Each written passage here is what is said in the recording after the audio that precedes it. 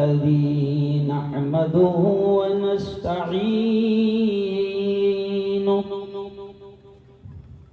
ونستغفره ونؤمن به ونتوكل عليه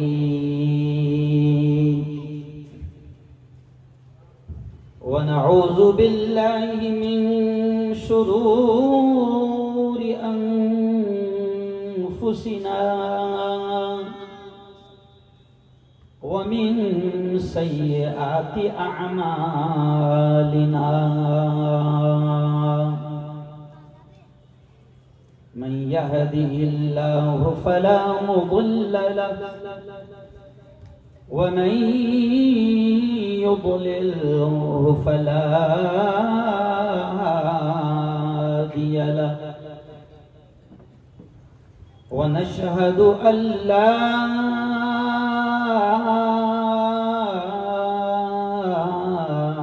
إله إلا الله وحده لا شريك له ونشهد أن سيدنا وسندنا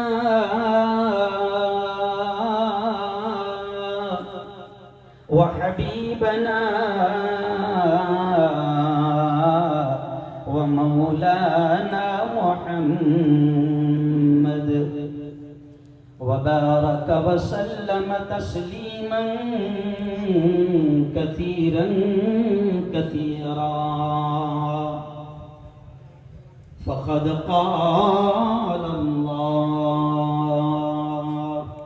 أعوذ بالله من الشيطان الرجيم بسم الله الرحمن الرحيم الله لا إله إلا هو الحي القيوم لا تأخذه سنة ولا نوم وقال تعالى إن الله لا يغير ما بقوم حتى يغيروا ما بأنفسهم وقال تعالى يا أيها الذين آمنوا استعينوا بالصبر والصلاة إن الله مع الصابرين ولا تقولوا لمن يقتل في سبيل الله أموات بل أحياء ولكن لا تشعرون وقال رسول الله صلى الله عليه وسلم انصر أخاك ظالما أو مظلوما أو كما قال عليه الصلاة والتسليم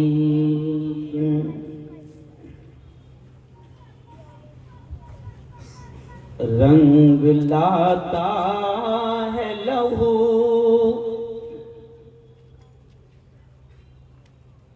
रंग लाता है लहू दोस्त मजलूमों का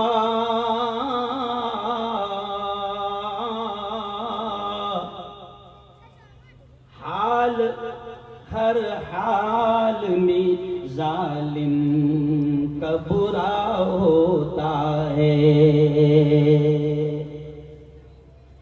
आप हर दौर की तारीख उठाकर देखें,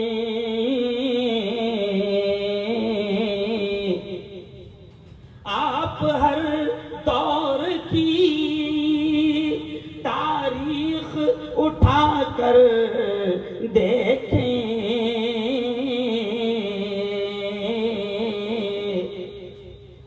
जुल्म जब हद से गुजरता है फना होता है। कह दो जोर से इंशाअल्लाह, पूरा मतलब जोर से बोलो इंशाअल्लाह। जुल्म जब हद से गुजरता है फना होता है। अहले बातिल से क़यादत नहीं होगी अपनी, शकील साहब मुश्ताक भाई, अहले बातिल से क़यादत नहीं होगी अपनी,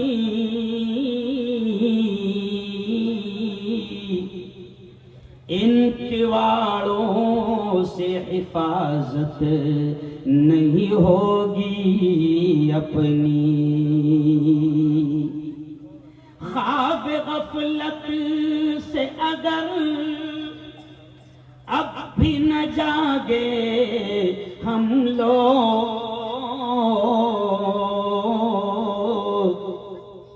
ख्वाब गफलत से अगर अब भी न जागे हम लोग,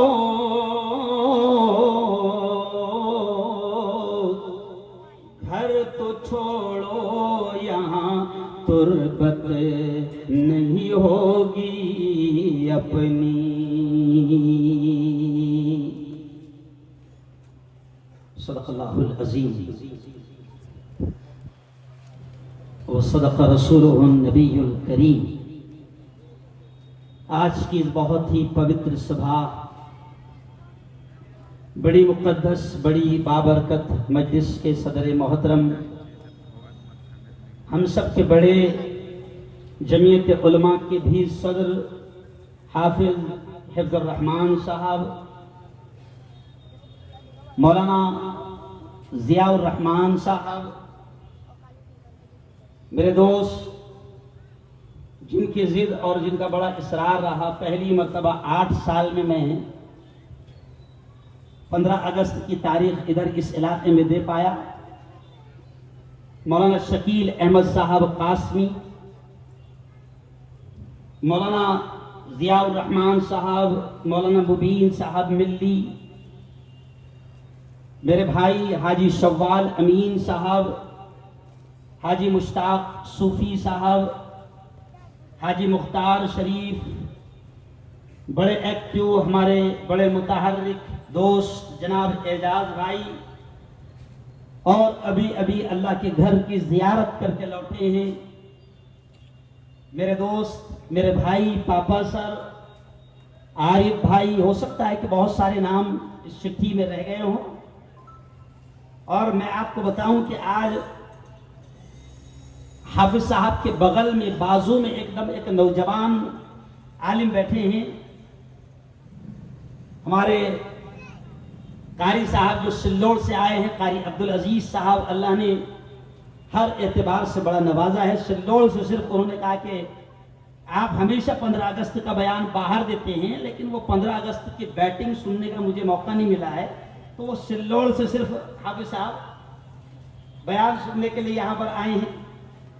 हमारे युवा नेता जो मेरे साथ अक्सर रहते हैं, अमजद पठान साहब जलगांव से आए हैं, और एक ऐसा नौजवान जिसे आप काले कोट में देख रहे हैं, आपकी हमारी बिरादरी का है। खड़े रह जाओ भाई, जोरदार तालियां आप इस जवान के लिए बजा दें। 22 साल तक हिंदुस्तान की बॉर्डर पर मुल्क की हिफाजत करके, मुल्क की तमाम बॉर्डर का तवाफ करके ये जवान अभी रिटायर हुए हैं, और अब कहते हैं मुफ्ती साहब अब किसी अल्लाह वाले की भी हिफाजत में रहना है, इसलिए मेरे साथ आए हैं। चलिए आइए, वक्त कम है और हम बहुत ज्यादा दास्तान भी नहीं बयान करेंगे, क्योंकि ये दास्तान तो ऐसी है, मैं तो समझता हूं कि अगर जैसे आज जमीयत उलमा का ये प्रोग्राम सजा है तो इसका उन्वान है जंग आजादी में उलमाए हिंद का किरदार। बड़ा प्यारा उन्वान।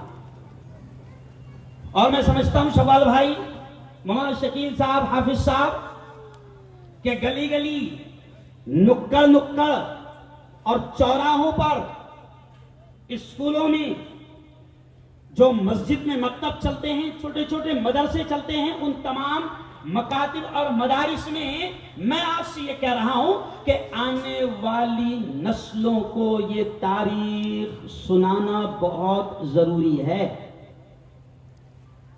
यहां पर इन्होंने नाम लिखा है मुजाहिदीन आजादी के, मैं आऊंगा इंशाअल्लाह, इस पर आऊंगा। यहां पर नाम लिखा है, मैं समझता हूं कि शायद 50 या 100 उलमा के नाम होंगे, बहुत मुख्तसर। मैं बाद में इस लिस्ट को भी सुनाऊंगा, कम से कम कानों में एक बार पढ़ना तो जरूरी है।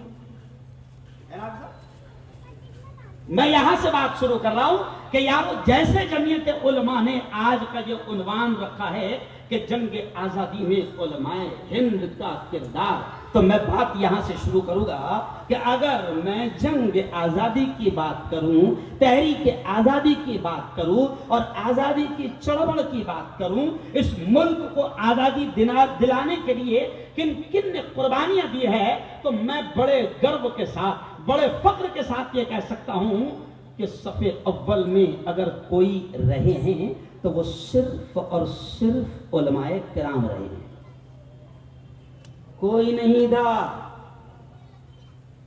मैं आज थोड़ी सी अलग स्टाइल में बैटिंग भी करूंगा, समझ रहे आप? कोई नहीं था।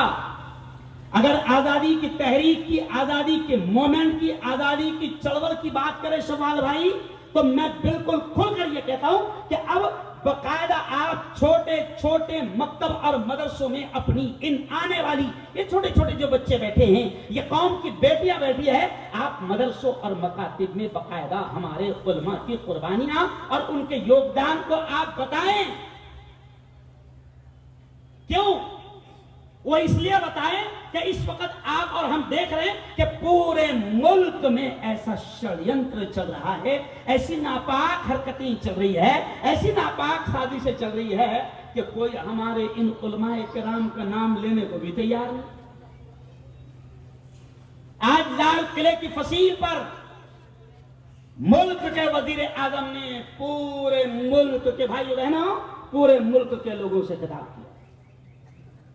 नहीं समझे भाइयों बहनों? पूरे मुल्क के लोगों से खिताब किया, लेकिन मैंने उनका खिताब शुरू होने से पहले आज के मेरे चैनल पर जब मैं खबरें बता रहा था, तो मैंने उस वक्त ये जुमला कह दिया कि मुझे यकीन है कि मौलाना हिफ्जुर रहमान का नाम पीएम की जबान पर नहीं आएगा, मुझे यकीन है कि मौलाना उबैदुल्लाह सिंधी का नाम उनके जबान पर नहीं आएगा, मुझे यकीन है कि सैयद हुसैन अहमद मदनी का नाम उनके जबान पर नहीं आएगा, मुझे यकीन है कि मौलाना महमूद हसन देवबंदी का नाम उनकी जबान पर नहीं आएगा। ये तमाम उलमाए किराम आप देखें कि एक तरफ हाजी इमदादुल्लाह मुहाजिर मक्की रहमतुल्लाहि अलैहि है, वहीं पर आप देखें कि हजरत मौलाना सैयद अहमद शहीद रहमतुल्लाहि अलैहि है। मैं ये नामों को सुनाऊंगा, लेकिन मैं सिर्फ इशारा कर रहा हूं कि मैंने सुबह ही कहा था कि मुझे यकीन है कि पीएम साहब की जबान पर इतने मुबारक नाम नहीं आएंगे। और फिर जब आखिरी में बयान खत्म हुआ तो मेरा जो यकीन था वो यकीन ही रहा। उनकी जबान पर जाहिर बात है कि इतनी बरकत वाले नाम उनकी जबान पर, अरे बोलो ना यार, क्या मालूम क्यों डरते, इतने मुबारक नाम उनकी जबान पर, अरे बोलो यार, नहीं आए तो फिर हमारी दास्तान को हमको तो बयान करना पड़ेगा ना भाई, क्यों? वरना ऐसा होगा कि हम ही सो गए दास्ता कहते कहते। आओ यार, मैं कुरान और हदीस की रोशनी में इन तमाम चीजों पर भी बात करूंगा, और फिर इस मुल्क को आज हम जश्न मना रहे हैं, जश्न आजादी। क्यों जश्न मना रहे हैं? कि यह मुल्क आजाद हो गया, 1947 में 15 अगस्त को आजाद हो गया। आज हम पूरे मुल्क में जगह जगह आप देखो, मैं समझता हूं कि जगह जगह आपके हाथों में, बच्चों के हाथों में तिरंगा नजर आया। मैंने तो ये भी कमेंट किया था कि आज तक तिरंगे को बेचने का इतना बड़ा कारोबार कभी नहीं हुआ था जो हजरत के दौर में होगा।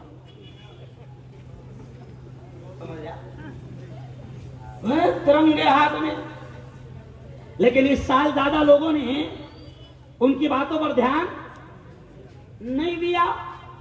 जश्न आजादी मना रहे हैं और मैं समझता हूं, अल्लाह की कसम खाकर अल्लाह को हाजिर और नाजिर जानकर यह कह रहा हूं कि जितना जश्न आजादी मनाने का हक हमको है और होना चाहिए, उतना दूसरा किसी को नहीं होना चाहिए। ये जो लिस्ट लगी है ना, लोग समझते हैं कि मुल्क बड़ी आसानी के साथ आजाद हो गया। नहीं यारो, ये छोटे छोटे मासूम बच्चों को नहीं मालूम कि इस मुल्क को आजादी दिलाने के लिए हमारे उलमाए किराम ने कितनी कुर्बानियां दी है। और शॉर्ट वक्त में मैं सारी चीजें समेटने की कोशिश करूंगा, तो मैं सिर्फ इतना ही कहूंगा क्योंकि अभी मीडिया के जरिए से पूरी दुनिया में मेरी बात जा रही है। वायरल न्यूज के जरिए से अमेरिका, लंदन, जापान भी सुन रहा है और पड़ोसी मुल्क भी सुन रहे हैं, और मेरे इस चैनल के जरिए से बकायदा हुकूमत भी मेरी इन बातों को सुन रही है। और वैसे भी मैं जानता हूं कि अल्लाह की कसम, आप लोग मुझसे इतना प्यार नहीं करते जितनी हुकूमत मुझसे प्यार करती। तो जाहिर बात है कि आज ये जो पैगाम जाएगा वो उन तक जरूर जाएगा। बड़ी कुर्बानियां दी है। हम कहते हैं उलमाए हिंद का किरदार, उलमा का किरदार, तो मैं सादे लफ्ज में, क्योंकि हिंदू भाई भी मेरी बात को सुन रहे हैं, तो मैं सादे लफ्ज में यह कहूंगा कि एक आलिम ये जो है ना, हजारों उलमाए किराम इस मुल्क की आजादी के लिए शहीद हुए हैं। तारीख ये कहती है, हिस्ट्री ये कहती है कि दिल्ली के लाल किले से लेकर पेशावर और लाहौर की सड़क तक, ये जुमला सुनना, हिस्ट्री ये कहती है कि दिल्ली के लाल किले से लेकर पेशावर और लाहौर की सड़क तक कोई झाड़, कोई पेड़, कोई दरख्त ऐसा बाकी नहीं था कि जहां पर उलमा की लाशें न रखी हो। दरख्त खत्म हो गए।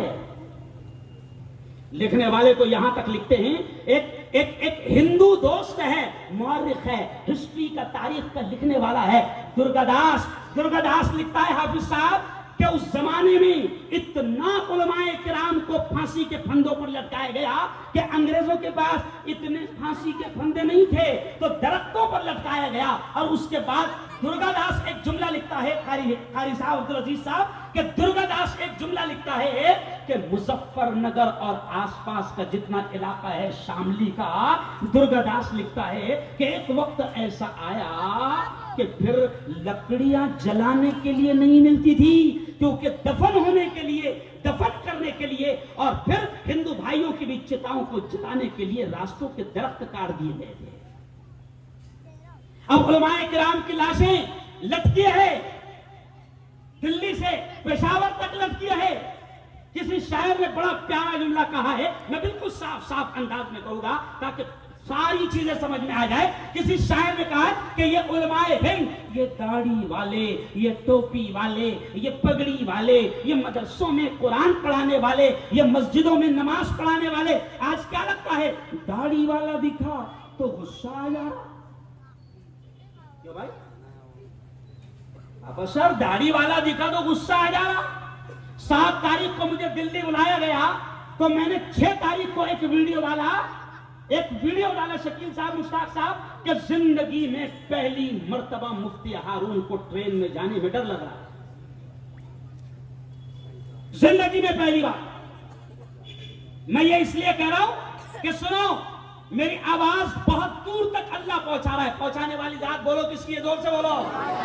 मजा नहीं आया? जोर से बोलो। पहुंचाने वाली जात किसकी है? अल्लाह की। देखो, जोर से बोलो, थोड़ा ईमान भी ताजा हो जाएगा। हम मरकज के बाजू में बैठे हैं और मरकज की तालीमात ईमान को ताजा करने की है, थोड़ा ईमान भी ताजा हो जाएगा। जोर से बोलो, जिंदगी किसके हाथ है? बोलो, जिंदगी किसके हाथ है? अल्लाह के मौत किसके हाथ है? अल्लाह के नफा किसके हाथ है? अल्लाह के नुकसान किसके किसके हाथ है? अल्लाह के। ये हवाएं, ये फजाएं, ये सब कुछ किसके हाथ है? अल्लाह के। ये मुल्क किसके हाथ है? अल्लाह के। तो वही अल्लाह पहुंचाएगा मेरी बात को, जो मैं बिल्कुल सादे अंदाज में रख रहा हूं कि जो लोग इन दाढ़ी टोपी वालों से नफरत करते हैं, और आज नफरत कितनी फैल गई कि एक वर्दी पहनने वाला शख्स जो आरपीएफ है, जिसको वर्दी इसलिए पहनाई गई, जिसके हाथ में बंदूक इसलिए दी गई कि वो मुसाफिरों की रक्षा करेगा, वो मुसाफिरों की हिफाजत करेगा, मगर आज दाढ़ी टोपी देखकर नफरतें इतनी बढ़ गई है कि वर्दी वाला भी आतंकवादी बन रहा है और चुन चुन कर वो दाढ़ी टोपी वालों को देखकर ट्रेन में मार रहा है। हुआ कि नहीं हुआ? अरे बोलो, हुआ है ना? अब हमारे मुल्क की मीडिया और हमारी लोग बचाने की कोशिश कर रहे हैं कि नहीं, वो चेतन सिंह की दिमागी हालत थोड़ी सी खराब थी। मैंने कहा इतनी खराब थी कि बराबर चुन चुन कर वो दाढ़ी और टोपी वालों को ही मार रहा था। क्यों अमजद भाई? मैं ये जानबूझकर सवाल भाई इसलिए कह रहा हूं कि आज दाढ़ी टोपी वालों को देखकर नफरत होती है। और सुनो यारो, ये दाढ़ी टोपी वाले ही वो है, अब जुमला में पलट रहा हूं, ये दाढ़ी टोपी वाले ही वो है कि इनको देखकर अंग्रेजों को भी नफरत होती थी, और आज अंग्रेजों की औलादों को भी इनको देखकर नफरत होती है। अरे हाँ, तालियां बजाओ, जोर से बजाओ तालियां। क्योंकि हिंदुस्तान की तारीख, जो इस प्यारे मुल्क से मोहब्बत करते हैं, जो इस प्यारे मुल्क से प्यार करते हैं, अगर वो हिंदुस्तान के प्यारे भारत के सच्चे चाहने वाले हैं, तो हिस्ट्री उनके सामने रहनी चाहिए, तारीख उनके सामने रहनी चाहिए। तारीख ये कहती है कि अंग्रेजों को दाढ़ी टोपी वालों से, पगड़ी वालों से नफरत थी, अंग्रेजों को मुल्लाओं से नफरत थी, अंग्रेजों को उलमा से नफरत थी। क्यों? इसलिए कि अंग्रेज बहादुर ने खुद अपनी किताब में लिखे हैं कि हमारा मुकाबला असल हिंदुस्तान में किसी से था तो वो सिर्फ और सिर्फ मुल्लाओं से था। किससे था? मुल्लाओं से था। तो भैया हमको देख के नफरत अंग्रेजों को होती थी, तो जिनका डीएनए में अंग्रेज का होगा डीएनए, उनको हमको देखकर नफरत। क्लियर बात है भैया, ये एकदम खानदेशी बात हो रही है। अब आओ, चलो आओ, अंग्रेजों को उलमा से क्यों नफरत थी? मैं सादे अंदाज में कह रहा हूं क्योंकि आपका उन्वान है जंगे आजादी में उलमा का किरदार, तो मैं बिल्कुल सादे अंदाज में कह रहा हूं कि अंग्रेजों को इसलिए नफरत थी क्योंकि अंग्रेजों के खिलाफ जिहाद का फतवा अगर किसी ने दिया, अंग्रेजों को यहां से मारो, भगाओ, लड़ो, जिहाद करो, मुल्क को आजाद कराओ, तो ये फतवा किसने दिया था? इंजीनियर साहब। अरे बोलो ना यार, फतवा इंजीनियर देता क्या कि डॉक्टर साहब ने दिए थे फतवा? अल्लामा फजल हक खैराबादी फतवा देते हैं कि अब अंग्रेजों को मारना सवाल है, जिहाद करना जरूरी है। फिर आगे चलकर अब्दुल अजीज शाह, अब्दुल अजीज मुहद्दिस दहलवी फतवा देते हैं कि अंग्रेजों को मारना जरूरी है। तो अब अंग्रेजों को यह समझ में आ गया था, जुमला समझना, कि अंग्रेजों को यह समझ में आ गया था कि यह कौम इनके मुल्लाओं को बहुत मानती है, और इनके मुल्ला ने अगर ये कह दिया कि अंग्रेजों को मारना सवाब है, तो ये तो ढूंढ ढूंढ के मारेंगे। मैं बहुत सादे अंदाज में कह रहा हूं कि उलमाए हिंद का सबसे बड़ा रोल और सबसे बड़ा किरदार सवाल भाई यही रहा है। पापा साहब, उलमा का किरदार मौलाना शकील साहब यही रहा है कि उलमाए किराम ने फतवा दे दिया था कि ये मुल्क अब अंग्रेजों के कब्जे में जा चुका है, और अंग्रेज, नापाक अंग्रेज इस मुल्क पर पूरी तरीके से पंजा गाड़ना चाहते हैं। अंग्रेजों की नापाक नीयत को उलमा ने भाप दिया था, और अल्लामा फजल हक खैराबादी ने फतवा दे दिया था कि अंग्रेजों से अब जिहाद फर्ज हो गया। आगे चलकर शाह मुहद्दिस दहलवी रहमतुल्लाह अलैह ने फतवा दे दिया था कि अंग्रेजों से लड़ाई फर्ज हो गई है, तो अंग्रेजों को सबसे ज्यादा दुश्मनी थी सिर्फ और सिर्फ उलमा से। और फिर क्या हुआ सुनो, इंग्लैंड से यहां जो अंग्रेज थे, यहां जो भी उनकी फौज थी, अब इंग्लैंड से उनको उनके अब्बा का लेटर आ गया। क्या लेटर आया? कि उलमा को जहां देखो लटका दो, उलमा को जहां देखो लटका दो। अब यहां के बच्चों ने लिखा अब्बा को कि उलमा समझ में नहीं आ रहा कौन कौन है, क्योंकि डिग्रिया कितों की चेक करना, कौन फलाएदारैन से पढ़ा है ना, कौन कहां से पढ़ा है ना, कौन रियाजुल जन्ना से पढ़ा, समझ में नहीं आ रहा, क्योंकि डिग्री समझ में नहीं आ रही, डिग्री कितों की चेक करना भाई। क्यों? देवबंद से कौन पढ़ा समझ में नहीं आ रहा, मौलवी कौन है, मुफ्ती कौन है, आलिम कौन है समझ में नहीं आ रहा। तो सुनो जुमला, अब अंग्रेजों के अब्बा ने वहां से लिख दिया कि नहीं पहचान में आ रहा, आलिम कौन है नहीं पहचान में आ रहा, मुल्ला कौन है, मौलाना कौन है। तो अंग्रेज के अब्बा ने लिख दिया कि जो भी दाढ़ी टोपी वाला दिखेंगे रखता क्या करो, दाढ़ी टोपी वाला दिखा लटका दो, मौलाना जैसा दिखा लटका दो। इसलिए चेतन सिंह में भी अंग्रेजों का डीएनए था, इसलिए उसने भी क्या देखे मारा, अरे बोलो ना, दाढ़ी टोपी। मैं इसलिए ये कह रहा हूं कि उलमाए किराम ने कुर्बानियां दी है। दिल्ली के लाल किले से लेकर जिस लाल किले पर वजीर आजम नरेंद्र मोदी ने भाषण किया है, तो मैंने कल ये जुमला कहा था कि मोदी जी शायद वो किला मुगलों ने तो नहीं बनाया। कल की मेरी वीडियो देखना, या मुझे उसकी तारीख हो सकता मालूम नहीं। तब उलमाए किराम ने इतनी कुर्बानियां दी कि एक शायर लिखता है, ओ मेरे यारो, एक आलिम, मैं हिंदू भाइयों से भी कह रहा हूं कि उलमा ने कुर्बानियां दी। 51,000 उलमाए किराम को एक साथ फांसी के फंदों पर लटकाया गया। और एक आलिम कितना कीमती होता है, मैं मेरे हिंदू भाइयों को बताना चाहता हूं कि जिसको हम आलिम कहते हैं, जिसको हम इमाम कहते हैं, जिसको हम धर्मगुरु कहते हैं, जो हमारी मस्जिद में हमें नमाज पढ़ाता है, जो हमारे बच्चों को कुरान पढ़ाता है, मैं हिंदू भाइयों को बताना चाहूंगा कि इमाम एक आलिम इतना कीमती होता है कि हमको ये बताया गया है कि मौतुल आलिम मौतुल आलम, कि एक आलिम की मौत पूरे आलम की मौत होती है। एक आलिम का हमारे यहाँ ये वैल्यू होता है। और सुनो, ऐसे एक वक्त में 51,000 हमारे धर्म गुरुओं को फांसी के फंदों पर लटकाया गया, दरख्तों पर चढ़ाया गया। और उलमाए किराम को जो कुर्बानियां दी है, एक शायर कहते हैं हमारे यहाँ के हाफिज मुश्ताक साहिल कि दिल्ली के लाल किले से लेकर तो बड़ी अच्छी तस्वीर उन्होंने खींची है।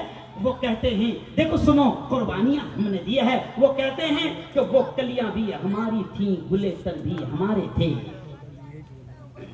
वो कलियां भी हमारी थी,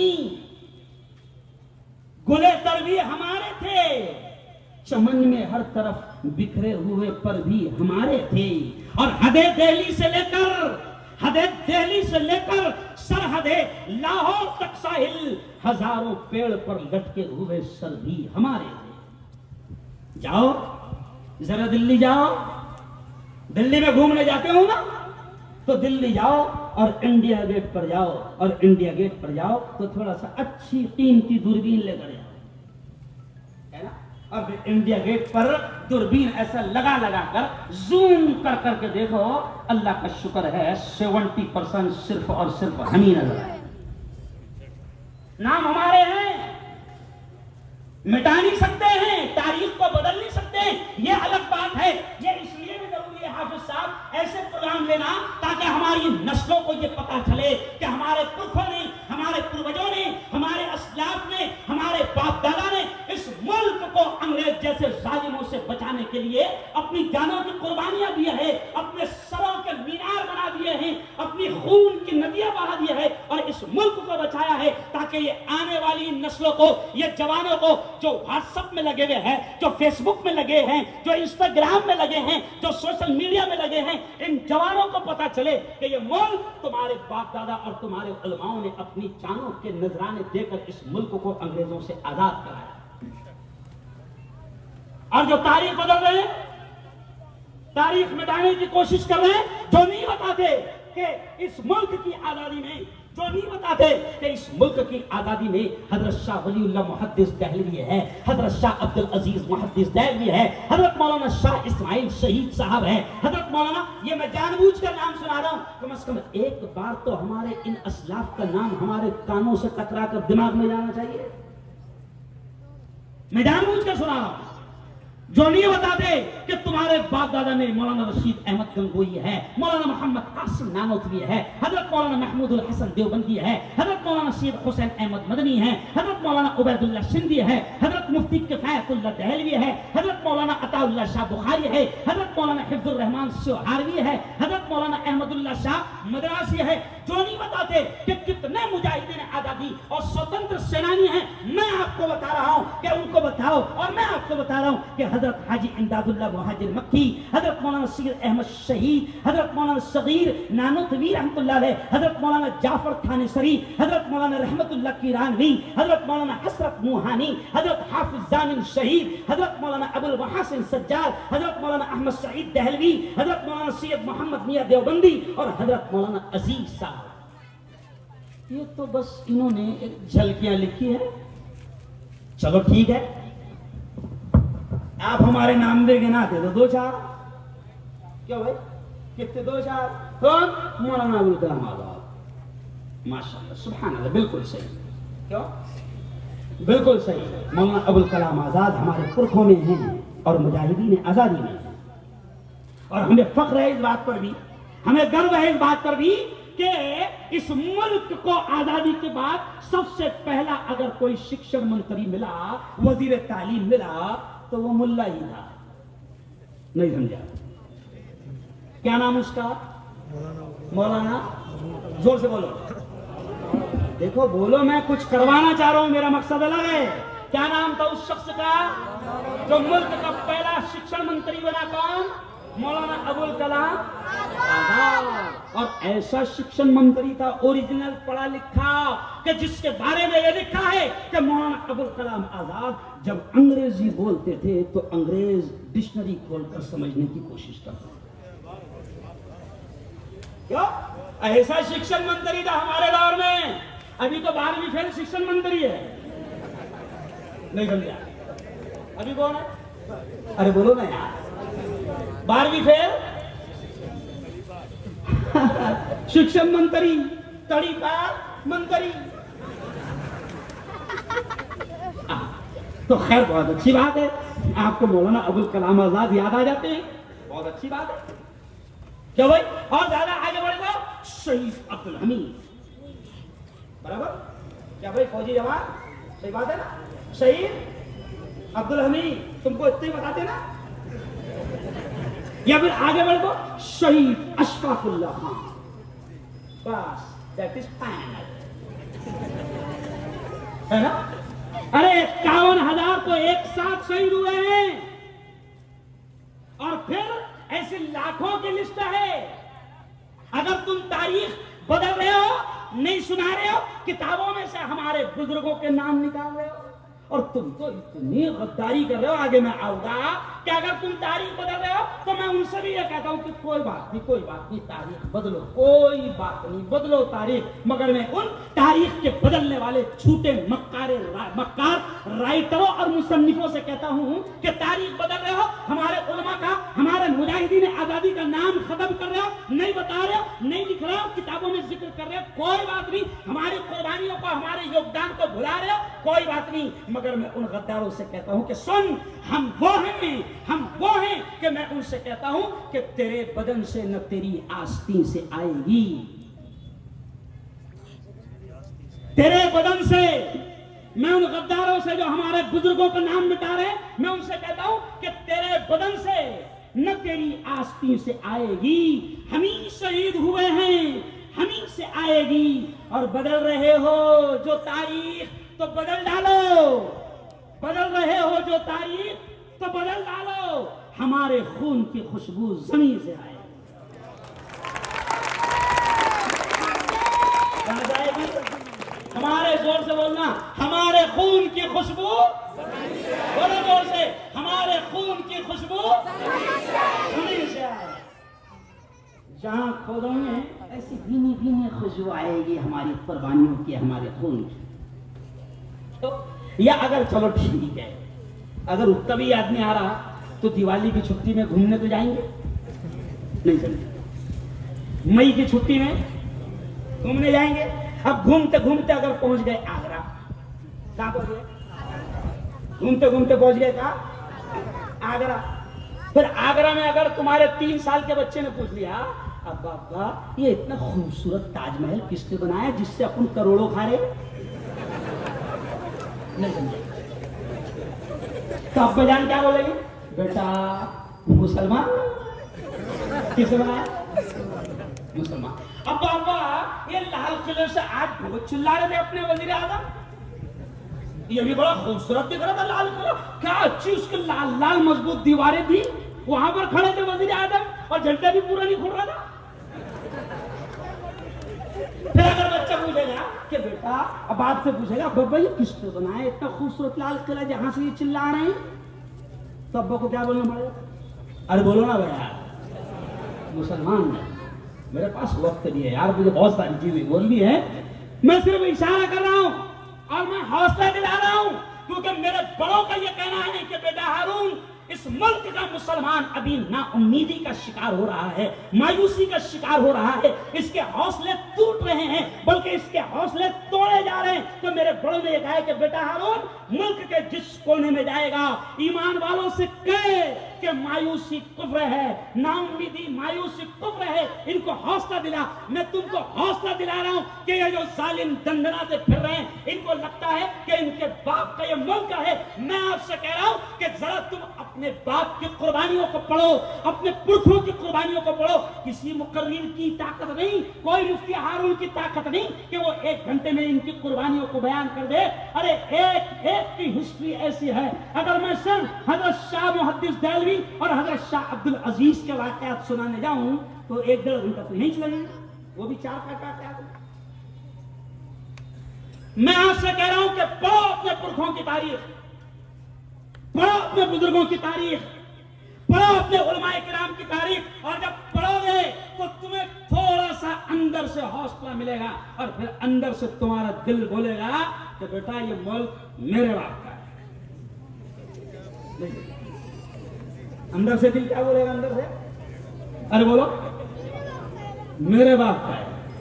और सच्ची बात है कि हम सबके अब्बा भी यही चाहेंगे। अरे हजरत आदम कहाँ आए थे, अरे बोलो ना यार जोर से, हिंदुस्तान आए थे। अम्मा जान में कहा आई थी, कहीं भी आए मुलाकात हुई, अब्बा भी यहीं आए थे। क्यों, तो ये मेरे बाप का मुल्क है। और कभी कभी मेरे हिंदू दोस्त मुझसे पूछते हैं यार मुफ्ती साहब, मैंने एक डायलॉग एक मरतबा एक जगह बयान में कह दिया कि सुनो मुसलमानों, ये मुल्क हमारे बाप का है, हमारे बाप दादाओं ने, हमारे पुरखों ने, हमारे पूर्वजों ने कुर्बानियां दी है। तो मैं एक जुमला कहता हूं अपने बड़ों का, मौलाना मदनी कहते हैं कि हम इस मुल्क के हिस्सेदार है, किराएदार। अरे बोलो नहीं है, हिस्सेदार है। आप क्यों हिस्सेदार है, ये जुमला सुन लो, क्यों हिस्सेदार है कि मैं कहता हूं कि इस मुल्क के खातिर हमारे बाप दादा ने, मुसलमानों ने जितना खून बहाया है दूसरी कौमों ने उतना पसीना भी नहीं बहाया।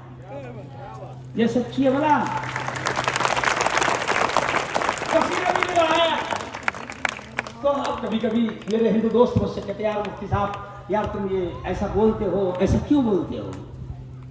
मैंने कहा भाई देख, लड़ाई शुरू भी हमने करे थे, एकदम सादा सिंपल समझा रहा हूं मैं।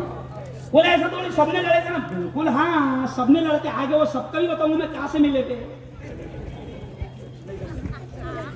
कहां से मिल गए थे, वो भी हल्का सा इशारा में करूंगा। लेकिन लड़ाई हमने शुरू करे थे और 100-150 साल तक अकेले हम और हमारे आबा अजदाद, हमारे पुरख 150 साल तक तने तनहा अकेले लड़ते रहे।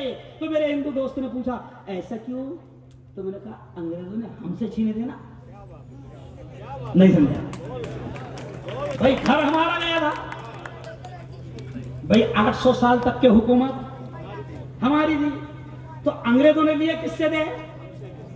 अरे भाई ये दुकान मेरी है, ये दुकान को अगर म्युनिसिपलिटी छीन रही तो शव्वाल अंसारी लड़ेंगे क्या। अरे दुकान जिसकी वो लड़ेंगे ना, आंग में कौन लेगा, अच्छा खानदेशी बोलो, आंग में किसके आएंगी।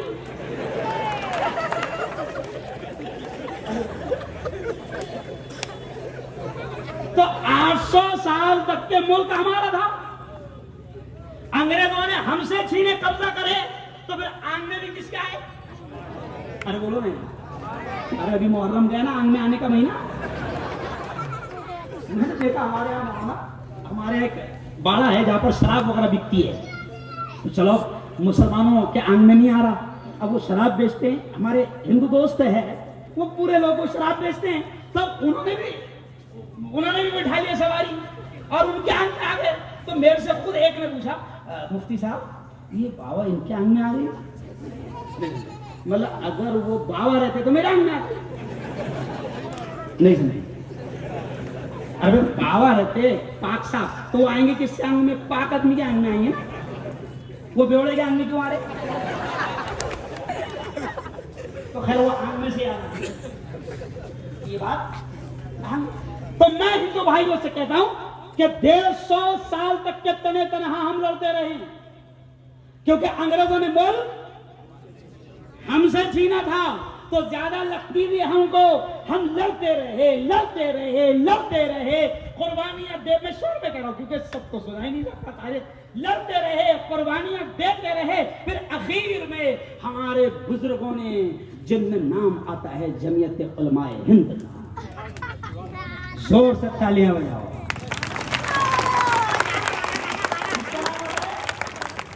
अरे बोलो जोर से, किसका नाम आता है? जमीयत उलमाए हिंद के बुजुर्गों ने, हमारे असलाफ ने, हमारे पुरखों ने ये जमीयत हुआ है कि मैं अक्सर कभी किसी एसपी साहब को तारुफ कराता हूँ या किसी कलेक्टर से मिलता हूँ, तो मैं क्या कहता हूँ मालूम? मैं स्वतंत्र सेनानी जमीयत उलमा का अध्यक्ष हूँ। क्योंकि उसको समझते नहीं है ना, गाड़ी उसको समझती नहीं। जैसा लोग बोलते ना फिरका परस्त अनासर, अरे काय का फिरका परस्त? सीधा सीधा बोल आतंकवादी। सरपसंद अनासर में है, काय का सरपसंद अनासर, काय का अनासर का मतलब? मैं न्यूज में यही बोलता हूँ, मैं सीधा सीधा बोलता हूँ, खुला आतंकवादी। समझ गया? सरपसंद अनासर इसको समझने में बेचारे। तो मैं अक्सर ये कहता हूँ कि जमीयत उलमाए हिंद ये स्वतंत्र सेनानियों की तंजीम है। जमीयत उलमाए हिंद ने सुना, जमीयत उलमाए हिंद ने जब अंग्रेजों ने कब्जा किया, उस वक्त भी इस मुल्क को जालिम अंग्रेजों से बचाने का काम जमीयत उलमाए हिंद ने शुरू किया। और जमीयत उलमाए हिंद के हमारे पुरख इतने दूरबीन वाली नजर वाले थे और इतनी दूर रस अकल वाले थे कि जमीयत उलमाए हिंद के हमारे बुजुर्गों ने ये कहा कि अब ऐसा नहीं होगा, अब ये होगा कि अब हिंदू मुस्लिम सब एक साथ मिलकर अंग्रेजों का मुकाबला करेंगे। इसलिए हमारे जमीयत के पुरखों ने, हमारे बुजुर्गों ने सबसे पहले अगर किसी को साथ में लिया तो गांधी जी को साथ में लिया। और सुन लो ये भी हिस्ट्री, गांधी जी को महात्मा यानी महाआत्मा ये लक़ब भी मौलाना ने दिए, महमूदुल हसन देवबंदी ने दिए। और फिर आगे सुनो, राष्ट्रपिता ये लक़ब भी किसने दिए? मौलाना ने दिए, फजले हक खैराबादी। और आगे सुन लो, अभी एक टोपी मशहूर है, गांधी टोपी, मालूम है? आज बहुत सारे लोगों ने लगा है, तो आप सुनकर ताज्जुब करेंगे कि गांधी जी को टोपी सीकर भी मौलाना ने, समझा? मौलाना मोहम्मद अली जौहर और मौलाना शौकत अली जौहर, इनकी अम्मी जान, बीबी जान, इन्होंने गांधी टोपी दी और गांधी जी को पहनाई। फिर जमीयत उलमा ने सुनो, जब हमारे बुजुर्गों ने देख लिया कि इस मुल्क में अब हिंदू मुसलमानों को एक साथ मिलकर अंग्रेजों का मुकाबला करना पड़ेगा, तो फिर जमीयत उलमा के हमारे पुरखों ने, हमारे बुजुर्गों ने गांधी जी को साथ लिया। और ये भी जुमला सुन लो, तारीख में गवाह है, तारीख को बदल नहीं सकते हो, कि जमीयत उलमा ने साथ लिया। और सिर्फ साथ नहीं लिया, जमीयत उलमा ने हिंदू मुसलमानों को एक करने के लिए अपने फंड से, अपने किराए से और अपने पैसों से जमीयत उलमा हिंद ने गांधी जी को पूरे मुल्क में घुमाया। गांधी जी को पूरे मुल्क में घुमाया के लिए घुमाया? अरे बोलो ना, जमीयत उलमा ने हिंदू भाइयों को बताया कि तुम्हारी तरफ से ये गांधी जी लीडर है, और हमें जमीयत उलमा ने, जैसे आज जब मुल्क में नफरतें फैल गई है, तो आपने देखा होगा कि 2014 के बाद, शवाल भाई, हाफिज साहब, 2014 के बाद जमीयत उलमा हिंद ने, हजरत मौलाना अरशद मदनी ने कौमी यकजहती, राष्ट्रीय एकता के लिए मौलाना अरशद मदनी ने, जमीयत उलमा ने करोड़ों रुपए खर्च की ताकि मुल्क में अमन, एकता और शांति का माहौल बनाया जाए।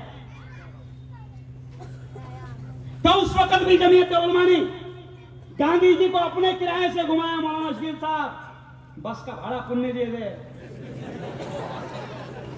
समझा मुश्ताक साहब, बस का भाड़ा अपुण्य दिए, पूरे मुल्क में घुमाए और हिंदू मुस्लिम एकता का माहौल बनाए। अच्छा क्यों एकता का माहौल बनाना पड़ा? इसलिए कि हमारे बुजुर्गों ने, अल्लाह ने बड़ा इल्म दिया था, हमारे बुजुर्गों ने देख लिया कि अब ये नापाक अंग्रेज ये अलग अलग करके मार रहे, कैसे मार रहे? अलग अलग करके मार रहे, डिवाइड एंड रोल, लड़ाओ और राज करो वाली पॉलिसी इख्तियार कर रहे हैं। हमारे बुजुर्गों ने भांप लिया, तो हमारे बुजुर्गों ने क्या किया कि फिर सबसे पहले फैसला यह किया कि हिंदू मुसलमानों को ये अलग अलग करके, हमको अलग अलग करके मार रहे हैं, डिवाइड कर रहे हैं, तकसीम कर रहे हैं। तो सबसे पहले हमारे बुजुर्गों ने राष्ट्रीय एकता का काम किया, हिंदू मुसलमानों को मिलाया, और हिंदू मुसलमानों को मिलाने के बाद उनके दिमाग में डाला कि अब हम सब मिलकर एक साथ अंग्रेजों से लड़ेंगे। और फिर खुदा का शुक्र है कि फिर 15 अगस्त 1947 को अल्लाह ने एकता की दौलत का नतीजा यह दिखाया कि फिर 15 अगस्त 1947 को अल्लाह ने इस मुल्क को आजादी दिलाई। और कहते हैं सुना है, मैंने भी, हो सकता है आपने भी सुना होगा कि जिस दिन आजादी मिली, जिस महीने में आजादी मिली, वो भी कौन सा था? जोर से बोलो, अरे बोलो ना, रमजान था। और दिन भी कौन सा था? अरे बोलो, जुम्मा का था, है ना? तो इसकी भी बरकतें, काई की बरकतें, अरे समझ रहे हो, काई की बरकतें, इसकी भी बरकतें हैं रमजान मुबारक की। तो अब हमारे पुरखों ने उस वक्त एकता का माहौल बनाया, क्यों? और अंग्रेजों को मालूम था कि अंग्रेज लड़ा रहे हैं। और आज भी मैं आपको बता रहा हूं, कि आज भी जो नापाक चाल उस वक्त अंग्रेजों ने हिंदू मुसलमानों को लड़ाओ और राज करो वाली खेली थी, तो आज भी वो गोरे अंग्रेजों ने ये चाल खेली थी, और अब काले अंग्रेज यही चाल खेल रहे हैं। फर्क कुछ नहीं है। वो क्या थे? जोर से बोलो, वो क्या थे? गोरे अंग्रेज। और अभी क्या है? अच्छा, कौन सी चाल खेल रहे हैं? वही अंग्रेजों वाली चाल। तो मैं दिल्ली के लाल किले से नहीं, मैं जामे मस्जिद मरकज और मौलवीगंज से और खानदेश की इस पवित्र भूमि से मैं तुमको ये कह रहा हूं कि आज भी काले अंग्रेज गोरे अंग्रेजों की औलाद बनकर नापाक चाल खेल रहे हैं। जमीयत उलमा ने उस वक्त भी एकता का माहौल बनाया था, और आज भी 15 अगस्त को जमीयत उलमा अरशद मदनी धूलिया आपको ये पैगाम देती है कि आज भी आपको एकता का अमल का माहौल बनाया। मुल्क में तो नफरतें फैलाई जा रही है। अभी देखिए यहाँ तो सिर्फ सवाल भाई, यहाँ सिर्फ उलमा का नाम लिखा हुआ है। सिर्फ किसका है? उलमा का।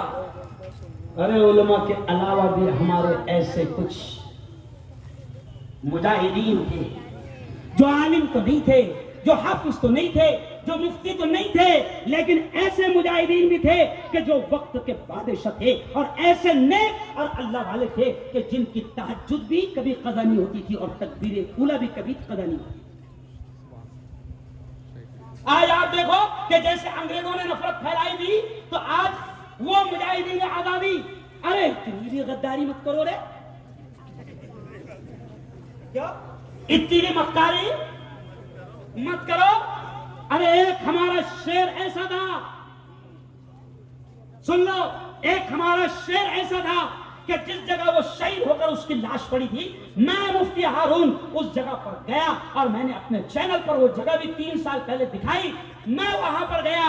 अरे वो एक शेर ऐसा था कि जब तक वो जिंदा था, ये जुमला सुनना कि आज तुम उसके नाम से दंगे करवा रहे हो, फसाद करवा रहे हो, हिंदू मुसलमानों को आपस में लड़वा रहे हो। अरे झूठो, मक्कारो, जाहिलो, गद्दारो, जरा तारीख को पढ़ो तो सही कि वो शेर इतना बहादुर था कि जब तक वो शेर शहीद नहीं हुआ तब तक के अंग्रेज की हिम्मत नहीं हुई थी ये कहने की कि हिंदुस्तान हमारा हुआ।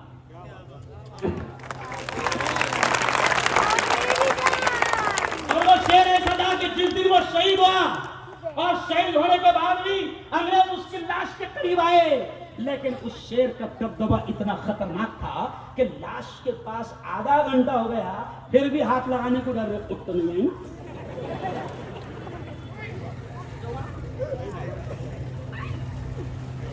जब यकीन हो गया पूरी तरीके से कि फौत हो चुके हैं, शहीद हो चुके हैं, हिस्ट्री में लिखा है कि तब अंग्रेज ने यह कहा था, सलामी ठोक कर हमारे शेर को अंग्रेज ने यह कहा था कि आज से हिंदुस्तान हमारा। अरे ऐसे मुजाहिदीन आजादी के नाम पर भी तुम नापाक हरकतें कर रहे हो, ऐसे ऐसे मुजाहिदीन आजादियों को बदनाम कर रहे हो। अरे ऐसे ऐसे नेक हमारे बादशाह गुजरे हैं कि जो अपने हाथों से तस्बीह बनाते थे, मुसल्ले बनाते थे, टोपियां बनाते थे और बेचते थे, और तब जाकर घर में अगर आज टोपी, तस्बीह, मुसल्ले अच्छे बिक गए तो घर में थोड़ा सा अच्छा बनता था। ऐसे भी हमारे नेक बादशाह थे, जबकि हुकूमत 50-50 साल तक कर रहे हैं आज तो। और वो तो इतने ऐसे बादशाह थे कि उनकी सिर्फ इतने मुल्क पर हुकूमत नहीं थी, अखंड भारत पर उनकी हुकूमत थी।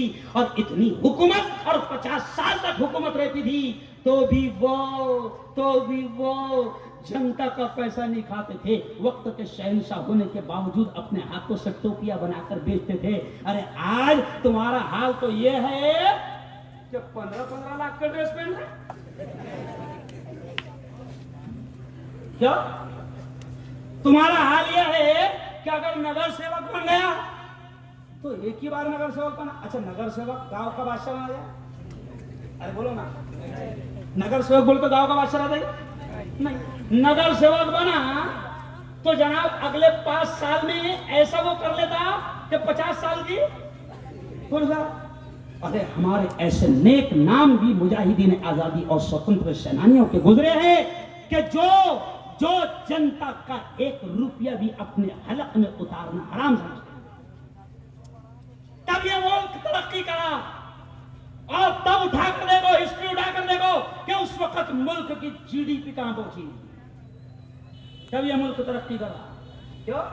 तुम तो गुर्दे बेच के खा जा रहे, जनता के क्या बेच के खा जा रहे? अरे बाबा, गुर्दा घोटाला, फेफड़े, आगे ये भी सुनना है, फेफड़ा घोटाला। क्यों? अजीब, इतने जहीले हो गए। ये असल में गद्दार तो ये है जो मुल्क का लूट कर खा है। इतने जहरीले हो गए, बीच में पेपर में खबर क्या आई कि मच्छरों की दवा का घोटाला। तो मैंने कहा इतना जहरीला कि मच्छरों की दवा खा गया फिर भी नहीं मर रहा। ओ यार चलो, अब हंसते हंसते मैं क्या करूं, मैंने जो थोड़े से पॉइंट लिख के लाया था वहां भी नजर इतनी गई मेरी, और वक्त खत्म होने के करीब आ गया। अब मैं आपसे कह रहा हूं कि चलो आओ, हमारे पुरखों ने तो कुर्बानियां दी, बहुत कुर्बानियां दी। अब मैं आपसे कह रहा हूं कि अब हमें कुर्बानियां देना है। ओ मेरे जवानों, ओ मेरे धूलिया के हिंदू भाइयों, मैं तो ये चाह रहा था शवाल भाई, मौलाना, हमारी जमीयत उलमा की रिवायत है कि हम अपने हिंदू भाइयों को भी साथ लेते हैं। आज इस स्टेज पर और मजमे में हिंदू भाई भी होते तो मैं उनके सामने भी ये बात कहता कि ओ मेरे हिंदू भाइयों, ओ मेरे हिंदू युवाओं, ओ मेरी हिंदू बहनों, ओ मेरे मुसलमान युवाओं, ओ मेरे मुसलमान जवानों, चलो आओ। तुम्हारे पुरखों ने बड़े जालिमों से, गोरे कातिलों से इस मुल्क को आजाद करवाया था। अब ये वक्त फिर तुम्हारी कुर्बानी मांग रहा है, फिर ये देश तुम्हारी कुर्बानी मांग रहा है, फिर तुम्हें इस देश को आजादी दिलानी है ना? अब कोई मीडिया वाला बोला, अरे बाप रे, मुल्ला ने बोला था आजादी दिलाना, क्यों? बहुत जल्दी बदलते हुए बात को समझा? बड़ी नालायक कौन होती है। अब सुनो, इस मुल्क को मैं जमीयत उलमा के स्टेज से कह रहा हूं कि इस मुल्क को फिर तुम्हें आजादी दिलाना है, और सबसे बड़ी आजादी तुम्हें दिलाना है इस मुल्क को नफरतों से। नफरतों से तुम्हें आजादी दिलाना है। जमीयत उलमा हमेशा हिंदू मुस्लिम एकता और अमन और शांति का पैगाम देती आई है और देती रहेगी। जब हमारे अपने भी हमको कोसते हैं, कब तक लगाएंगे एकता एकता, तो कभी तो अपने भी कोसते हमको। लेकिन हमारे बड़ों को अल्लाह ने जो अकल दिया है, वो अकल अल्लाह ने दिया है। अरे हमारे बड़े जानते हैं कि इन जहरीले सांपों का इलाज यही है कि अमन और शांति को फैलाया जाए, इनकी स्कीमों को फेल किया जाए, इनके प्लानों को फेल किया जाए, इनके मंसूबों को फेल किया जाए। इसलिए मेरा कायद, इसलिए हमारा कायद अरशद मदनी एक जुमला कहते हैं। क्या कहते हैं हमारे कायद अरशद मदनी? कि सुनो सुनो सुनो, 2014 से अरशद मदनी ने एक मिशन लेकर चले। कौन सा मिशन? राष्ट्रीय एकता का मिशन लेकर चले। क्योंकि मौलाना अरशद मदनी ने भाप लिया, जमीयत उलमा के बुजुर्गों ने भाप लिया कि इस मुल्क में नफरतों का व्यापार बहुत तेजी से बढ़ रहा है। तो मौलाना अरशद मदनी ने एकता और अमन का व्यापार और मोहब्बतों की दुकान खोलना शुरू कर दिया। और मेरा कायद अरशद मदनी एक जुमला कहता है जो हिंदुस्तान को बचाने का काम कर रहा है और करेगा। हमारे कायद अरशद मदनी एक जुमला कहते हैं, सुनो, हिंदुओं से भी कहते हैं, मुसलमानों से भी कहते हैं कि आग को आग से बुझाया नहीं जा सकता। क्या कहते हैं हमारे कायद? आग को आग से बुझाया नहीं जा सकता। आग को बुझाने के लिए काय की जरूरत पड़ती है? पेट्रोल। पेट्रोल डालना पड़ता ना आपको बुझाने के लिए, पानी की जरूरत। तो हमारे कायद कहते हैं कि आग को आग से बुझाया नहीं जा सकता। आग को बुझाने के लिए आपको अमन प्यार की बारिश बरसानी पड़ेगी। और खुदा का शुक्र है कि बहुत मर्तबा मुसलमानों के अमन और एकता और प्यार और मोहब्बत की वजह से अल्लाह ने बड़े बड़े दंगे और फसादात से मुल्क की हिफाजत की है। और आज फिर मैं आपको पैगाम दे रहा हूं कि इस मुल्क को, आपको, हमको, सबको मिलकर, हिंदू, मुसलमान, बौद्ध, क्रिश्चियन, जैन, सबको मिलकर, अल्पसंख्यक, माइनॉरिटी, सबको मिलकर इस मुल्क को फिर आजादी दिलाना है। और इस वक्त सबसे बड़ा जो दुश्मन है वो नफरतों का फैलाने वाले, नफरतों के सौदागर, नफरतों के व्यापारी, जिनको लगता है कि जब तक कि हम हिंदू मुसलमानों में नफरतें नहीं फैलाएंगे, हमारी कुर्सी नहीं बचेगी। तो वो अंग्रेजों की नापाक औलादे वो यही कर रही जो अंग्रेजों ने लड़वाने का काम किया था। जिनको लगता है कि नफरतें फैलाकर हमारी कुर्सियां बचेगी, टिकेगी, चलेगी, आगे भी मिलेगी, तो उन नफरतों के पुजारियों ने मुल्क में हिंदू मुसलमानों में इतना नफरतों का माहौल बना दिया कि अब तो लगता है कि कोई आम इंसान महफूज नहीं है। तो आज आपको आजादी दिलाना पड़ेगी। जोर से बोलो, काहे से बोलो, जोर से, काहे से? नफरत जोर से फैलाने दो इनको, कितनी नफरतें फैला रहे, कोई फर्क नहीं पड़ता है। हमको अमन, मोहब्बत, एकता, शांति का संदेश देना होगा। एक आजादी है, और दूसरी आजादी क्या? दूसरी आजादी क्या? इस मुल्क को, इस देश को आपको नशा से आजादी दिलाना होगा। सुन लो, आप बोलेंगे कि ये मुफ्ती हारून क्या कह रहा है? मैं आपसे कह रहा हूं कि अंग्रेजों ने जितना नुकसान इस मुल्क को पहुंचाया था, आज इस मुल्क को उतना ही नुकसान नशा, नशा का कारोबार और नशा के कारोबारी इस मुल्क को उतना नुकसान पहुंचा रहे हैं जितना अंग्रेजों ने पहुंचाया। ये नशा के कारोबारी जो लाखों करोड़ों का बिजनेस करते हैं, मैं खुलकर कभी कभी ये कहता हूं कि ये मुल्क के सबसे बड़े गद्दार है। और सिर्फ मुल्क नहीं, सुन ले ये मेरा जुमला, मैं सख्त जुमला कह रहा हूं कि ये नशा के कारोबारी, ये नशा का कारोबार करने वाले सिर्फ मुल्क के गद्दार नहीं, मुल्क के दुश्मन नहीं, अगर ये मुसलमान है तो मुसलमानों की और इस कौम के भी गद्दार। क्यों? क्योंकि नशा जिसको मेरे, हमारे, हम सब के नबी ने 1400 साल पहले हराम किया था, आज ये लोग 2 कौड़ी कमाने के लिए हमारी उम्मत के जवानों की जिंदगियों से खेल रहे हैं। आज मेरी कौम के जवान तबाह हो रहे हैं, कैंसर का शिकार हो रहे हैं, हार्ट काटे जा रहे हैं, गाल काटे जा रहे हैं, जबानें काटी जा रही है। क्यों? मुंह नहीं खुल रहे। मेरी आदत है ना सलाम करने की जोर से, तो मैंने अभी एक जवान को सलाम किया मगरिब के, मैंने जोर से मैंने सलाम किया, अस्सलाम वालेकुम, तो उसने दिया वालेकुम सलाम। कैसे जवाब दिया उसने?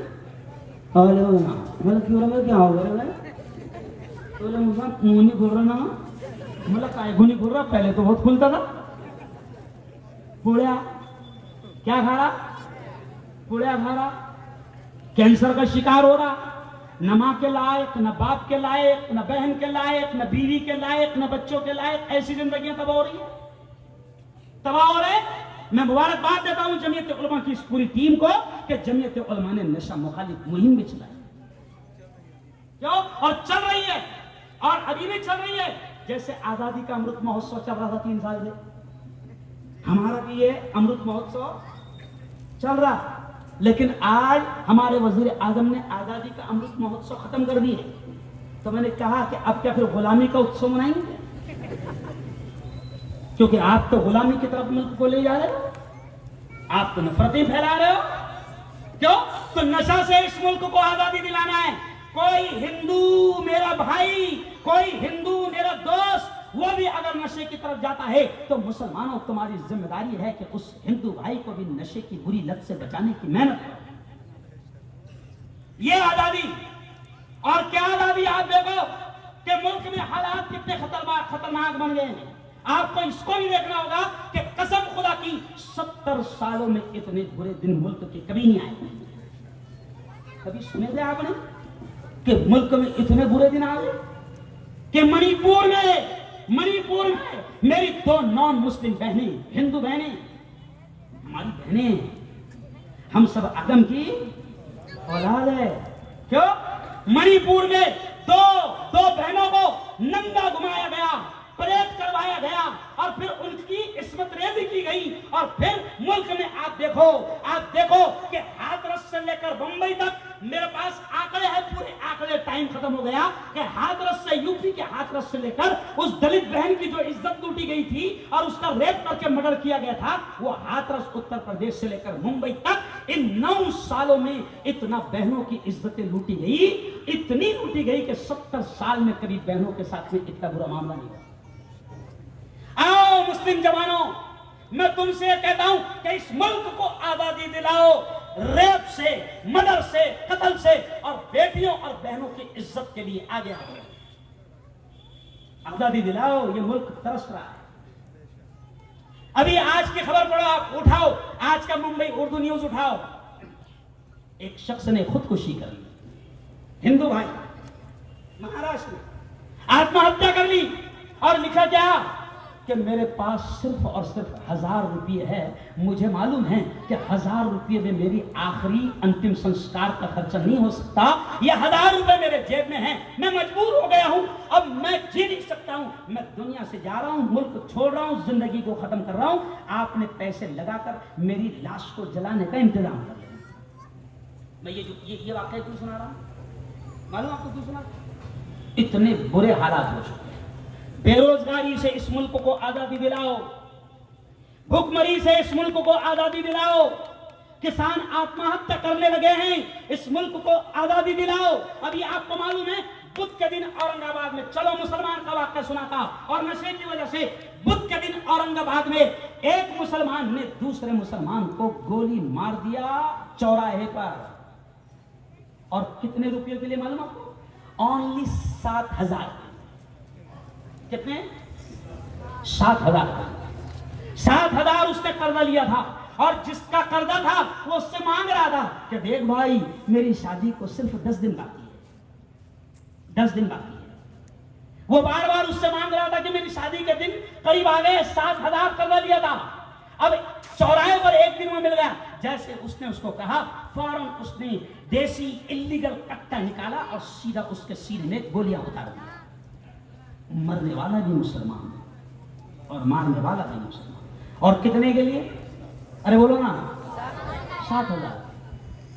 मैं आपसे कह रहा हूं कि खुदा के वास्ते इस मुल्क को भी बचाओ। और आखिरी जुमले मुझे बयान समेट लेना है, इसलिए मेरे वक्त तयशुदा वक्त में कि आखिरी जुमले में कह रहा हूं कि इस मुल्क को भुखमरी से आजादी दिलाओ, इस मुल्क को बेरोजगारी से आजादी दिलाओ, इस मुल्क को रेप, मर्डर और कत्ल से आजादी दिलाओ, इस मुल्क को जिहालत से आजादी दिलाओ, इस मुल्क को नफरतों से आजादी दिलाओ। आज नफरतें इतनी फैल गई है कि हद हो गई है। और कमाल की बेशर्मी, कसम खुदा की खाकर कह रहा हूं कि 70 सालों में इतना बेशर्म जिम्मेदार भी किसी को नहीं देखा गया कि 3.5 महीने तक के मणिपुर जलता रहा, 3.5 महीने तक के मणिपुर जलता रहा। औरतों की इज्जतें लूटी जाती रही, महिलाओं की इज्जतें लूटी जाती रही, लेकिन 3.5 महीने में इस शख्स ने मुंह तक नहीं बोला। तो ऐसे लोगों से भी इस मुल्क को बचाना है, ऐसे लोगों से बचाना। अब आप देखें कि नूह और मेवात में क्या हुआ। नूह और मेवात, हाफिज साहब, इन स्टोजों से बकायदा ये बात जाना भी बहुत जरूरी है, और ये हमारा हक है। हम फतरे फेंकने की तालीम नहीं ले रहे, नहीं समझा? यह हक है, और जमीयत उलमा हमेशा मुल्क और मुल्क वासियों के लिए लड़ती रही है। नूह और मेवात में आप देखें कि किस तरीके से बेकसूरों को मारा गया। एक मेरा जवान, ये जुमला सुन लेना, एक 19 साल का जवान हाफिज कुरान जो मस्जिद में नमाज पढ़ाता था, और मस्जिद में नमाज पढ़ाने के लिए उसे मस्जिद में नौकरी करने के लिए नमाज पढ़ाने के लिए आया था। 6-7 महीने हुए थे, बिहार से आया था, गरीब घराने का बच्चा, 19 साल का नौजवान इमाम हाफिज साहब। आप देखें कि किस तरीके से आतंकवादियों ने मस्जिद में घुसकर आग लगाई और इमाम हाफिज साहब के टुकड़े टुकड़े किया, इतना वार किया कि वो आदमी दम जगह पर दम तोड़ गया। क्या हो रहा है इस मुल्क में? आज जश्न आजादी ऐसे नहीं मनेगा, जश्न आजादी ऐसे नहीं मनेगा। और चलो, मैंने तो खुशियों के साथ में अपने बुजुर्गों की कुर्बानी आपको बयान किया। अब मैं आपसे कहता हूं कि बताओ ना, किस मुंह से हम आजादी का जश्न मनाएं? हमारी बहनों की इज्जतें लूटी जा रही है, कैसे हम जश्न मनाएं? मस्जिदों में हमारे इमाम को कत्ल किया जा रहा है, कैसे हम जश्न मनाएं? अल्लाह के घरों को आग लगाई जा रही है, कैसे हम जश्न मनाएं? क्यों? बुलडोजर, बिल्कुल आतंकवादी बुलडोजर चल रहे हैं। मेरी खबर में मैं क्या कहता हूं? आतंकवादी बुलडोजर। क्यों?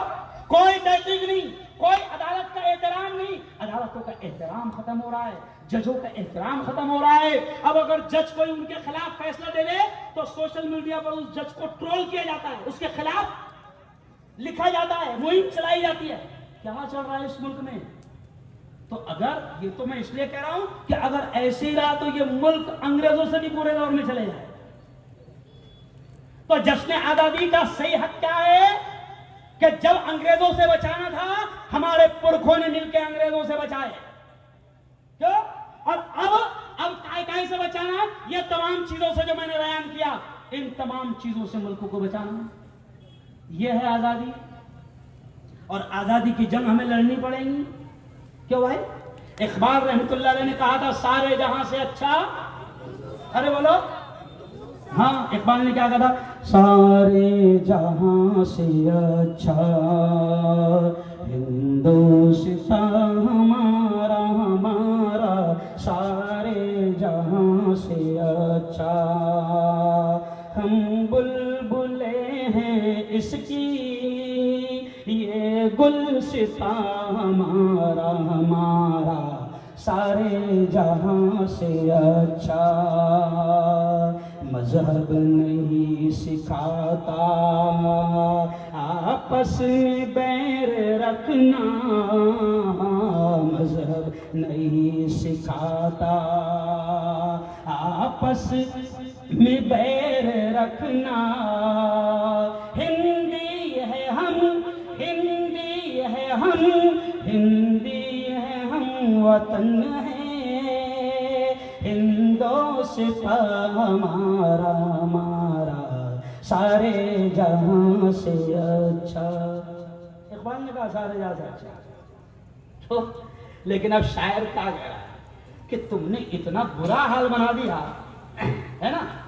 मैंने आज ही नज़म पढ़ा ना मेरे चैनल पर, तो उसके अशार सुना दूं। किसी ने मुझे चिट्ठी लिखा तो आज ही मैंने नज़म पढ़ा है नादा बदल, उसी धुन पर, नादा बदल रहा है, हिंदोस्ता हमारा हमारा नफरत में जल रहा है, हिंदोस्ता हमारा हमारा नादा बदल रहा है। और अगला जुमला देखो, इससे जोर से तालियां बजाना है। खबतियों का कब्जा अब इसकी डालियों पर, खपती खपती सादे अंदाज में क्या बोल रहा, खपती। तो शायर क्या करा है, खबतियों का कब्जा अब इसकी डालियों पर, महफूज क्या रहेगा अब गुलसिता हमारा हमारा नादा बदल रहा है। अगला शेर देखे, मुस्लिम का खून क्या है, मुस्लिम मुस्लिम का खून क्या है, पानी सब बह रहा है, कातिल बना है जब से ये हुक्मरां हमारा हमारा नफरत में जल रहा है। अगला शेर देखिए, वक्त कम है इसलिए, इंसान से है नफरत, जब पढ़ा अरे साहब, इंसान से है नफरत और जानवर से उल्फत, इंसान से है नफरत और जानवर से उल्फत, कैसी समझ का यारो है बाग़बां हमारा हमारा नादा बदल रहा है। और अब देखिए आखिरी शेर, कैसे कहें हम इसको सारे जहां से अच्छा, कैसे कहें हम इसको सारे जहां से अच्छा, सूरत बदल दिया है ये रहनुमा हमारा हमारा नफरत में जल रहा है। और आखिरी शेर देखें, नफरत के दाइयों से कह दे ये कोई जाकर, नफरत के दाइयों से, 5 मिनट देखें, नफरत के दाइयों से कह दे ये कोई जाकर, आसान नहीं मिटाना नामो निशान हमारा हमारा नफरत में जल रहा है। खैर कोई बात नहीं। अब आखिरी जुमला सुन लो। अब आप सोच रहे होंगे कि मैंने जो खुतबा पढ़ा तो पहले आयतल कुर्सी की पढ़ा, तो सवाल भाई सोच रहे होंगे बाबा जा रहे किधर, कुरान का आजादी का, और ये पढ़ रहे फातिहा, ये पढ़ रहे फातिहा। तो सुनो फातिहा क्यों पढ़ा मैंने, अब तो दिल्ली बोल रहा तुम पे फातिहा पढ़ना, उम्मत कहा लिया होगा देश, तो फातिहा क्यों पढ़ा। मैं पैगाम दे रहा हूं इस आयत के जरिए से, ओ मुसलमानों कोई मायूस होने की जरूरत नहीं। अल्लाह क्या कहता है, ला तक़नतू मिन रहमतिल्लाह, ओ मेरे बंदो मेरी रहमत से मायूस मत होना, ओ मेरे बंदो मेरी रहमत से मायूस मत होना। सुनो सुनो सुनो, अगर मुसलमान मायूस हो रहा है, कुछ मुसलमान हमको फ़ोन करते हैं और कहते हैं मुफ्ती साहब बहुत ज़्यादा जुल्म हो गया, क्या नाउज़ुबिल्लाह वो कहते हैं क्या अल्लाह को नहीं नजर आ रहा, क्या अल्लाह नहीं देख रहा। ओ मुसलमानों सुनो सुनो सुनो सुनो, अल्लाह कहता है मैं वो हूँ, अल्लाह अपने बारे में कहता है मैं वो हूँ, अल्लाह ला इलाहा इल्ला हुवल हय्युल क़य्यूम। अल्लाह कहता है ओ मेरे बंदो, मैं वो हूँ जो हमेशा हमेशा जिंदा रहने वाला हूँ, हमेशा हमेशा बाकी रहने वाला हूँ। और अगर तुम ये समझते हैं कि मैं नहीं देख रहा हूँ, मुझे नजर नहीं आ रहा, मैं बेखबर हूँ, तो अल्लाह कहता है सुनो, ला ताखुजुहु सिनतुन वला नौम, ओ मेरे बंदो, न मुझे नींद आती है न मुझे ऊँघ आती है, मैं सब देख रहा हूँ। और एक जगह अल्लाह ये कहता है वला तहसबन्नल्लाह गाफिलन अम्मा यअमलु ज़ालिमून, अल्लाह कहता है ओ धूलिया वालों, ये मत समझना कि मैं गाफिल हूँ। अल्लाह कहता है ला तहसबन्नल्लाह गाफिलन, ओ मेरे बंदो, मुझे बेखबर न समझो, मुझे गाफिल न समझो, मुझे सोया हुआ न समझो। अम्मा यअमलु ज़ालिमून, जो कुछ जालिम कर रहे हैं मैं सब देख रहा हूँ। अल्लाह देख रहा है मेवात में जो हो रहा है, अल्लाह देख रहा है नूह में जो हो रहा है, अल्लाह देख रहा है हरियाणा में जो हो रहा है, अल्लाह देख रहा है मणिपुर में जो हो रहा है, अल्लाह देख रहा है गुड़गांव में मस्जिद में इमाम साहब का कत्ल किया गया, अल्लाह ने सब देखा। मणिपुर में जो कुछ हुआ है अल्लाह ने सब देखा। फलस्तीन में जो हो रहा है अल्लाह सब देख रहा है। इराक में जो हो रहा है अल्लाह सब देख रहा है। लेबनान में जो हो रहा है अल्लाह सब देख रहा है। जो जालिम दंदनाते फिर रहे हैं और उन पर कोई कार्रवाई नहीं हो रही, वो भी अल्लाह देख रहा है। इनके पीछे हाथ किसका है उनको भी अल्लाह देख रहा है। इनको कौन छुड़वा रहे हैं उनको भी अल्लाह देख रहा है। इनको कौन संरक्षण दे रहे हैं अल्लाह देख रहा है। अल्लाह कहता है मैं जालिमों को देख रहा हूं और मैं चुन चुन कर हिसाब लूंगा, चुन चुन कर हिसाब लूंगा, अल्लाह कहता है। और सुनो, ये मत समझना जालिमों कि मैंने हिसाब नहीं लेता हूं। सुनो, देखो, पढ़ो पवित्र कुरान, पवित्र पोथी कुरान को। अल्लाह कहता है कि देखो, तुमसे बड़े बड़े जालिम आए थे। शद्दाद बड़ा जालिम था, बड़ा पावरफुल था, जैसी जन्नत सुना वैसे बना लिया था। क्या? नमरूद बड़ा पावरफुल था। क्या? फिरौन बड़ा पावरफुल था। शद्दाद, हामान, कारून बड़ा पावरफुल था। लेकिन देखो, थोड़ा सा हौसला मिल जाएगा, भाई मैं तो ईमान को ताजा करता हूं, सिर्फ इतना बोलना, गया। क्या बोलना मेरे ध्यान में? गया। देखो, शद्दाद बड़ा जालिम था। शद्दाद, बोलो बोलो, शद्दाद गया। फिरौन बड़ा पावरफुल था। फिरौन गया। अरे बोलो, गया। कारून बड़े खजानों का मालिक था। कारून गया। हामान भी बड़ा पावरफुल था। हामान भी गया। फिरौन, जोर से बोलो, जल्दी जल्दी जल्दी। फिरौन गया, कारून गया, हामान गया, शद्दाद गया, और ये भी गया। बोलो इंशाल्लाह, जोर से बोलो, बोलो जोर से, इंशाल्लाह इस मुल्क के अच्छे दिन आएंगे। इस मुल्क के अच्छे दिन आएंगे। एकता वाले पुराने दिन, बोलो बोलो, आएंगे। मोहब्बत वाले पुराने दिन आएंगे। नफरतों वाले बुरे दिन, जोर से बोलो, जाएंगे। महंगाई वाले बुरे दिन, अरे बोलो ना यार, जाएंगे। आतंकवाद वाले बुरे दिन जाएंगे। मॉब लिंचिंग वाले बुरे दिन, मायूस होने की जरूरत नहीं। इसलिए शेर को मैं खत्म कर रहा हूँ। हालात बदलेंगे लेकिन तुमको हमको भी तो बदलना होगा। क्यों? इसलिए मैं इन दो शेर पर अपनी बात को खत्म कर रहा हूँ। मैं अक्सर कहता हूँ, कारी अब्दुल अजीज का मुझे हुक्म था, ये शेर जरूर पढ़ना। इत्तेफाक से मैंने पहले पढ़ा नहीं, समझा? अब मुझे याद आ गया। मैं अक्सर क्या कहता हूँ, दिल बदल सकते हैं। ये शेर तो याद हो गया, बस याद हो गया। दिल बदल सकते हैं, जज्बात बदल सकते हैं, मुल्क के फिक्र ख्यालात बदल सकते हैं, दौर मौजूद के दिन रात बदल सकते हैं, हम बदल जाएं तो हालात बदल सकते हैं, हम बदल जाएं तो हालात बदल सकते हैं। एजाज भाई, सवाल भाई, अब ये दूसरा शेर आखिरी सुनो।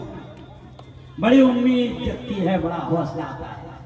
क्योंकि हम ईमान वाले हैं और हमें अल्लाह की जात पर पूरा, अरे बोलो पूरा यकीन है। तब देखो अगला शेर सुनो, खून मजलूम ज्यादा नहीं बहने वाला,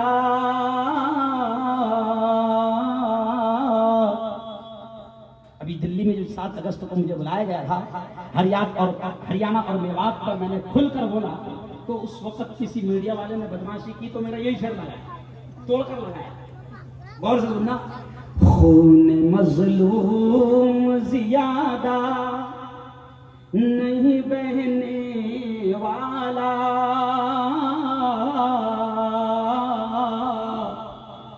जुल्म का दौर ज्यादा नहीं रहने वाला।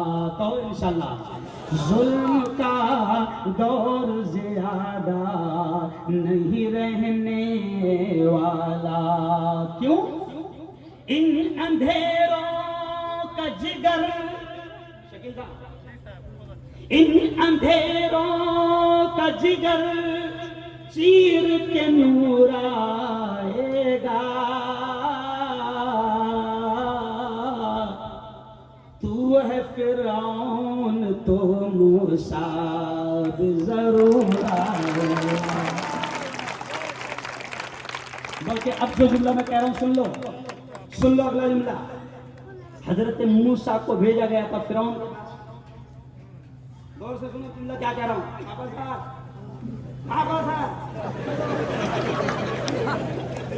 कि फिरौन मूसा को फिरौन के पास भेजा गया।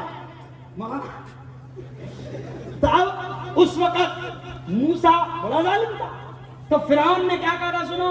जब फिरौन डराता था, धमकाता था, ऐसा करूंगा वैसा करूंगा, हाथ काट दूंगा, पाँव काट दूंगा कुरान में। तो फिरौन के पास बात करने के लिए जब मूसा को अल्लाह ने चुना, तो हजरत मूसा ने अल्लाह से कहा, अल्लाह मियां मेरा भाई हारून बहुत जबरदस्त बोलता नहीं, मेरा भाई हारून डेरिंग बोलता, डरता नहीं बोलना क्या, तो उनको भी मेरे साथ भेज दे, तो इंशाल्लाह मूसा भी आएगा और हारून भी आएगा और फिरौन का मुकाबला करेगा। मायूस होने की जरूरत नहीं, सिर्फ इत्तेहाद बाकी रखो। क्या बाकी रखो? क्या रखो? इत्तेहाद। हरियाणा में बात के लिए मुबारकबाद देता हूं। आपकी जमीयत ने 9 लाख रुपए के करीब शायद 9.5 के करीब चंदा हो गया है। अरे धूलिया वाला, आप बड़े नेक लोग हैं, बहुत नेक लोग। हिंदुस्तान में सबसे पहले इतना बड़ा चंदा किसी शहर से जाता 9 लाख 9.5 लाख की है। मैं आपसे कह रहा हूँ शबाब भाई, एजाज मियां, सब मैं पूरी टीम से कह रहा हूँ, मुश्ताक भाई, मौलाना शकील साहब, मौलाना, मैं आपसे कह रहा हूँ और आपसे कह रहा हूँ कि इंफरादी तौर पर यहाँ मेवात हरियाणा के लिए आम चंदा नहीं हुआ, आम चंदा नहीं हुआ। इंफरादी तौर पर अल्लाह ने जिन जिन बंदों को दौलत दिया है, अरे खुश होना। मैं तो रमजान में भी ज़कात देते वक्त, ज़कात का बयान करते वक्त कहता हूँ कि मुसलमानों, अगर अल्लाह ने तुमको ज़कात देने वाला बनाया तो खुश हो जाना कि मेरे मौला तेरा एहसान है, तेरा करम है कि तूने देने वाला बनाया। अगर तू भिखारी बनाकर मस्जिद के बाहर कटोरा लेकर खड़ा कर देता तो मैं तेरा क्या बिगाड़ता। तो अगर देने वाला बनाया, ढूंढने वालों, मैं आपसे अपील कर रहा हूँ, ये लोग जुमेरात को शायद जाने वाले हैं पैसा लेकर। मुझे सवाल भाई उन्होंने बताया, मुख्तार भाई का, मुख्तार वो जाने वाले हैं, है ना, पैसा लेकर जाने वाले हैं। मैं आपसे कह रहा हूं कि जमीयत के जिम्मेदारों से मिलो और इनफरादी तौर पर अल्लाह ने आपको दिया है 5,000, 10,000, 20,000, 25,000, जो भी आप दे सकते हैं, ज्यादा से ज्यादा दफ्तर में आप पावती बनाकर बाकायदा वहां पहुंचाएंगे इंशाल्लाह। और कोई मस्जिद इसहाक है, मस्जिद इसहाक है, यहाँ उसका आम चंदा होगा। जब आप लोग निकलेंगे, अल्हम्दुलिल्लाह मैं तो वहां से नमाज पढ़ के आया हूं और इसमें 80% लोग बाहर से नमाज पढ़कर आ चुके हैं। दोनों रास्ते, ये इनके लोग हैं कि नहीं?